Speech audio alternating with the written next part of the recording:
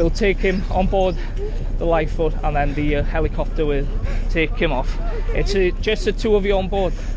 Okay. I've been trying to do that. Yeah, it's no problem at all. Dad's done a huge amount of sailing before, and Dad had sailed solo around Ireland and done a huge amount of sailing in British waters. And so really when I was quite young, he got me involved in sailing.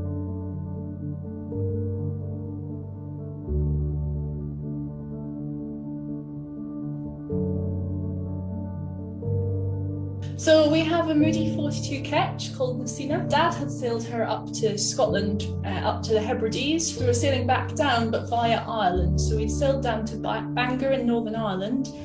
And our particular trip at the time was sailing from Bangor, Northern Ireland to Aberdaron in North Wales.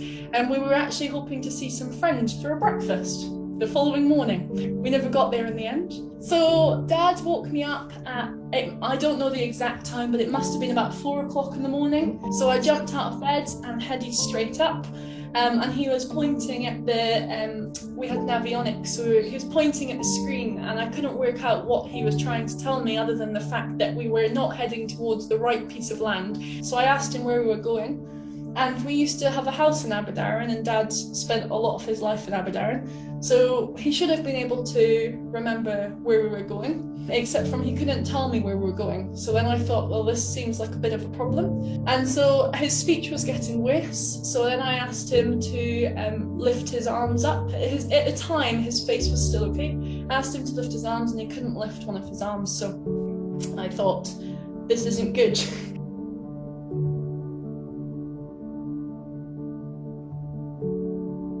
I radioed a mayday and the Coast Guard responded straight away.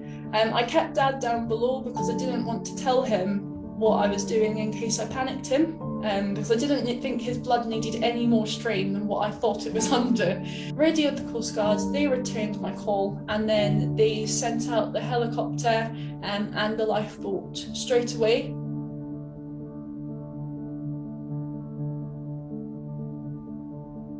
I don't know exactly how long it was, but it felt like a very long time, but in reality it wasn't. We weren't that far away from them, and we were only a few miles offshore. So the lifeboat, I could see the lights approaching. There were no other boats out at this time, and so it was very easy to work out that there was a boat travelling at speed. It was the lifeboat and it was heading towards us.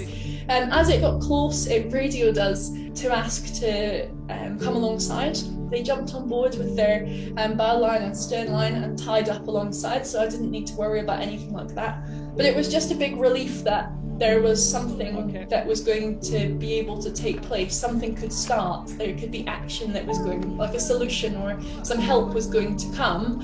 And so we were going to be able to get Dad the best help that he could get. So they jumped on board. There was about 4 of them, I think, and they went straight down. Owen stayed with me and Marley went down to see Dad. We'll take him off.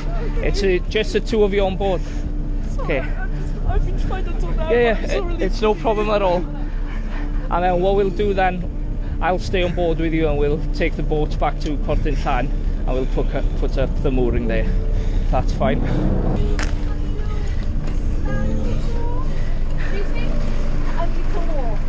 They assessed him. They decided that they needed to take him over to the lifeboat so that he could have the helicopter evacuate him from the boat. Dad, I'm just going to put this in your jacket. We'll transfer you one small step over and then we'll get you into the care of the helicopter. This man's going to stay with me, Dad, so the boat's safe. Right. Will I be able to get there once I get to shore? Yeah, it's well, I can drive you, that wouldn't be any problem. It's only 45 minutes away.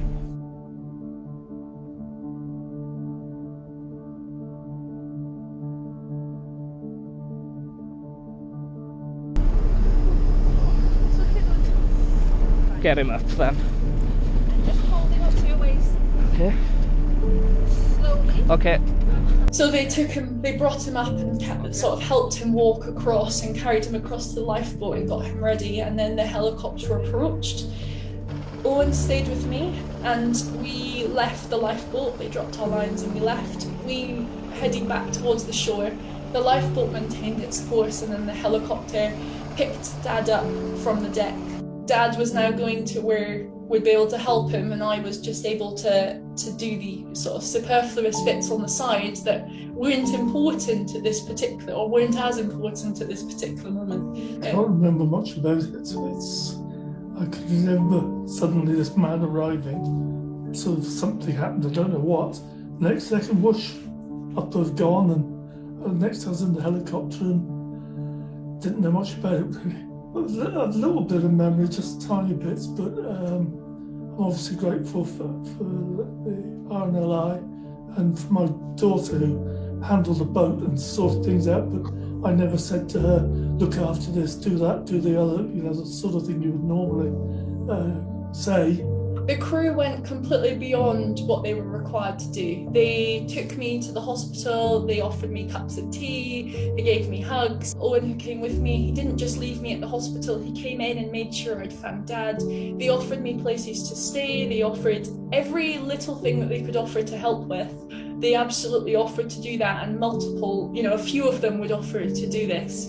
And ever since they've been in contact, how's Dad, how are you all doing? The care went beyond the actual rescue. It was much bigger than that. From my point of view, it's nice to have the memory of it, but it's good that we can say thank you to all those people that went to great inconvenience to come out and help. That's very kind.